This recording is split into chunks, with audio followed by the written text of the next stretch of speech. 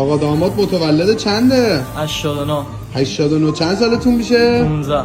15. چی شد ازدواج کردی؟ ازدواج سنتی انجام دادی یا دوست بودید؟ 4 سال با هم دوست بودیم و دیگه خدا خواست قرار بود که ازدواج کنیم. انشالله به سلامتی. مرسی. یه نصیحت به جوونا میکنی؟ سریعتر ازدواج کنید تو سن کم.